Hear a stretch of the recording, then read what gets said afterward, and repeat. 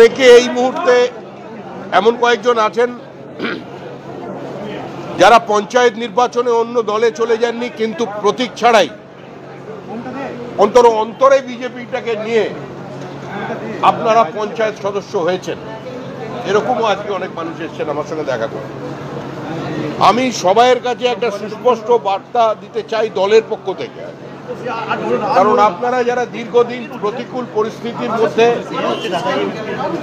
কখনো বামফ্রন্টের অত্যাচার, কখনো তৃণমূলের অত্যাচারের মধ্যে দিয়ে রাজনীতি করেছিলেন, পরাজয় নিশ্চিত জেনেও আপনারা যারা রাজনীতি করেছিলেন,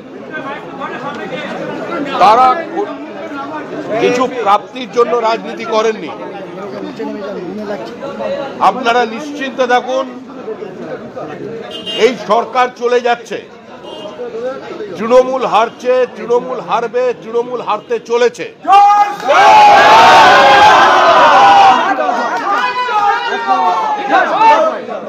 আমাদের লড়াই পশ্চিমবঙ্গ যাতে পশ্চিম বাংলাদেশ না হয়ে যায় তার লড়াই। মানুষ বাঁচতে চায়, মানুষ পরিত্রাণ চায়, মানুষ মুক্তি চায়, মানুষ শিল্পায়ন চায়, ঘরের ছেলে ঘরে থাকতে চায়। পশ্চিমবঙ্গ থেকে যে মেধার এক্সোডাস হচ্ছে, পশ্চিমবঙ্গ থেকে যে পুঁজি অন্য রাজ্যে চলে যাচ্ছে, আজকে বাংলার মানুষ সেটা বন্ধ করতে চায়। নতুন পুরনো বলে দলে কিছু নেই। যারা দুর্দিনে পার্টির পতাকা মাথায় তুলে রেখেছিলেন, নিজের এলাকায় পার্টিকে প্রাসঙ্গিক করেছেন, যাদের বিজেপি বলে মানুষ চেনে, তারা বিজেপি। যার হাতে বিজেপির পতাকা সেই বিজেপি, যে বিজেপিতে সক্রিয় সে বিজেপি নেতা, বিজেপিতে অতি সক্রিয় সে আরেকটু বড় নেতা। কিন্তু আমরা দিনের শেষে সবাই বিজেপি কর্মী।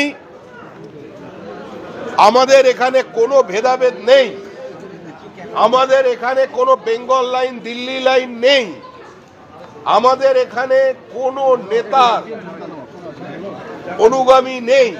আমরা সবাই একটা প্রতীকের অনুগামী, আমরা সবাই বিজেপি।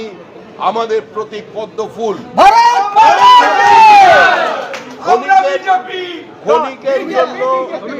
ক্ষণিকের জন্য কোথাও ভুল বোঝাবুঝি হতে পারে, ক্ষণিকের জন্য কোথাও দূরত্ব তৈরি হতে পারে, কিন্তু এর অর্থ এটা নয় যে সে দলের বাইরে চলে গেছেন।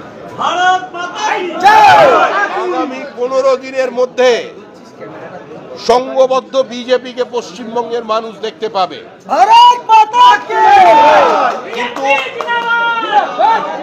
এই মুহূর্তে সংবাদ মাধ্যম কিংবা আমাদের সমালোচক, যারা আমাদের ভালোবাসেন, যারা আমাদের সমালোচনা করেন, যারা আমাদের ঘৃণা করেন, তারা বিজেপির সংঘবদ্ধতা বলতে যেটা বোঝেন, আর আপনারা যারা রাজনীতি করে এসেছেন এতদিন বিজেপির সংস্কৃতিতে, আপনারা জানেন যে বিজেপির সংস্কৃতি কি। সুতরাং বিজেপি ঐক্যবদ্ধ ছিল, আছে এবং বিজেপি থাকবে। বিশেষ ব্যস্ততার কারণে এবং মিটিংয়ের কারণে আমি আর বেশি সময় দিতে পারলাম না। আর যে যার নিজের এলাকায় চলে যান, আমি সমস্ত জেলায় যাব, একটা বিজেপি কর্মী যেন বাইরে না থাকে।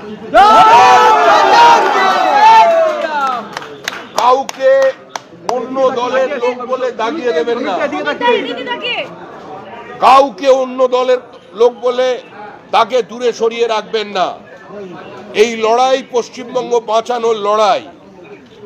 এই লড়াইয়ে তৃণমূল কংগ্রেসের মধ্যেও যারা তৃণমূলের অমৃত রস পান করেনি, যারা চূড়ান্ত বিপরীত অবস্থায় থেকে মমতা বন্দ্যোপাধ্যায়ের প্রতীককে ঘাম রক্ত দিয়ে দেওয়ালে লিখে তৃণমূল কংগ্রেসকে প্রাসঙ্গিক করেছিলেন, সেই তৃণমূল স্তরের কর্মী যারা টিকিট কিনতে পারেননি, তাদেরও সঙ্গে নিন।